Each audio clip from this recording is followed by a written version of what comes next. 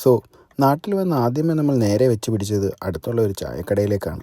എന്തിനാണെന്നറിയാമോ?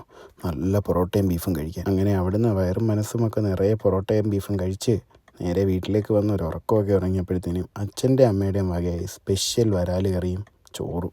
അങ്ങനെ അതും കഴിച്ച് ബീച്ചിലൊക്കെ ചെറിയൊരു കറക്കും. ഫസ്റ്റ് ഡേ ഏതാണ്ട് അങ്ങനെയൊക്കെ തന്നെ കഴിഞ്ഞു. അടുത്ത ദിവസം വെളുപ്പിനെ തന്നെ എഴുന്നേറ്റ് ചേട്ടൻ്റെ കൂടെ ബാഡ്മിൻ്റൺ കളിക്കാനായി ഇറങ്ങി.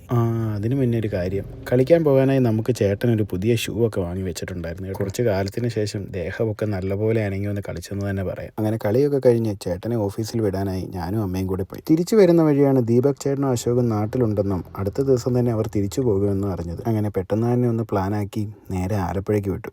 എല്ലാവരും കൂടി അവിടെ ഒന്ന് കൂടി ഫുഡൊക്കെ കഴിച്ചു. പിന്നെ അവിടുന്ന് തിരിച്ചു വരുന്ന വഴിക്ക് ചേട്ടനെയും പിക്ക് ചെയ്ത് രാവിലെ സർവീസിന് കൊടുത്ത വണ്ടി എടുക്കാനായി വിട്ടു.